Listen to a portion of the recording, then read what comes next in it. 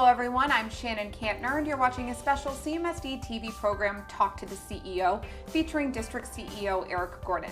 He has joined us here today in the studio for a special Q&A session featuring district news and updates. Thanks so much for being here. Great to be here, Shannon. Thank you. Yeah, we'll jump right into things. We've just begun the fourth and final grading period of the school year, if you can believe it. Time really flies. Sure and does. It seems that CMSD has a lot of good news to share. For starters, can you tell us where enrollment stands, how that compares with previous years, and what factors you see contributing to that trend?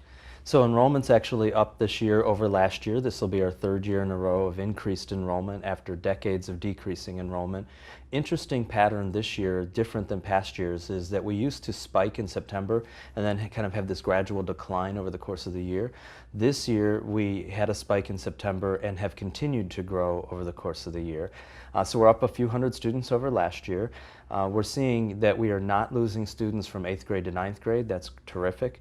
We're seeing students returning from some charter school options, and we're seeing that because more kids are graduating and fewer are dropping out, high school enrollment is strengthening too. That's great. Hopefully we can sit here next year and say the same thing and it keeps That's going right. up. That's Well, right. Speaking of that enrollment, CMSD completed its open enrollment or school choice period on March 13th.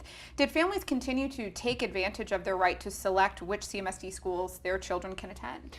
Well, families are engaging in choosing their high school options, and I wouldn't actually call it complete. I would say phase one is done, and so we will seat those who have already made choices, and then we will turn our attention to those who haven't yet made choices and work with their families throughout the rest of this year. We want every single 8th grader to choose the choice, even if they choose the school right down the street. We want it to be an active choice, not a passive assignment. The district also appears to be having some success in the second year of its push for stronger attendance.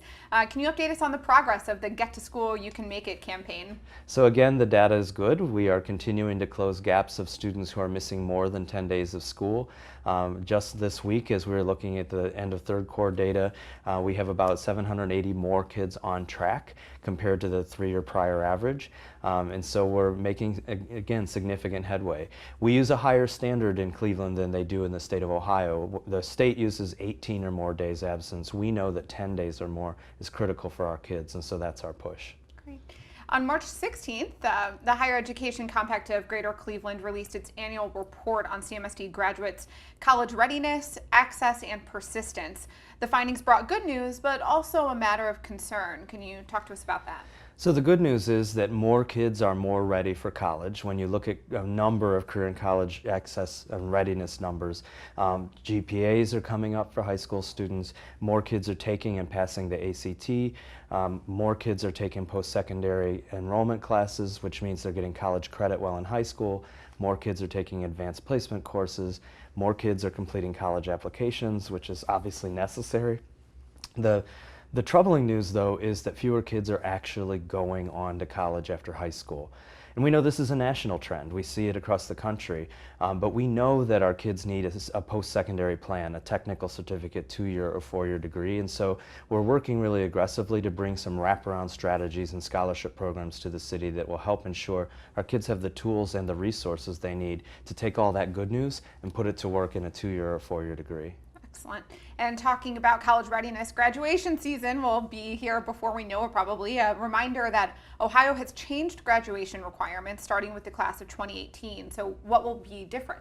So first, it's important to know that the change is not for this class that will graduate this May. And so those students should remain on track with the way they understand it. But the junior class, the class of 2018, will actually have to accumulate 18 points on a number of state assessments. There are a few pathways to gather those points, but in addition to assuming their credits, they're also going to have to earn these 18 points on these newer, more difficult exams. So it replaces the OGT, and it's not simply passing all 5 tests, it's earning 18 points out of a total 35 possible. Great.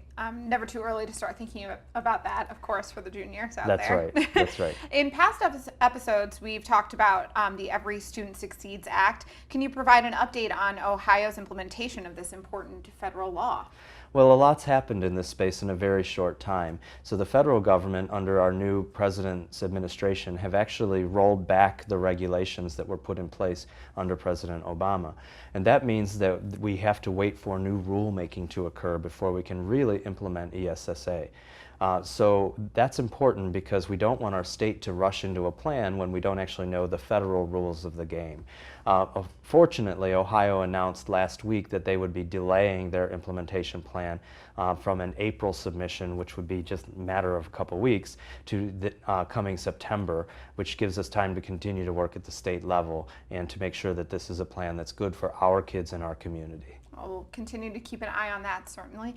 Any other points or messages you'd like to make to the community, students, parents out there as we sort of get into this final push before the end of the year? Well, you know, spring break is upon us, and so when everybody returns from break, we're down to 6 weeks of school. And so it's just really important that we stay focused and hungry for the achievement that we know our kids and families can and should get, and really work hard in these last 6 weeks and have a tremendous end to what's been a really great school year. Excellent. Well, thank you so much for being here today and spending a little time with us. Absolutely. And if you have questions for the CEO, you can go to clevelandmetroschools.org/CEO questions. You can fill out a simple form, remain anonymous if you'd like, and send in your questions and he might answer them right here on the next Talk to the CEO episode. Thanks again for being here. In the meantime, you can follow Eric Gordon, CEO, on Twitter for all of his busy visits around the district and schools. It's a lot of fun to keep up with him there. And we will see you next time. For more programs like this, you can visit clevelandmetroschools.org/news. We'll see you next time.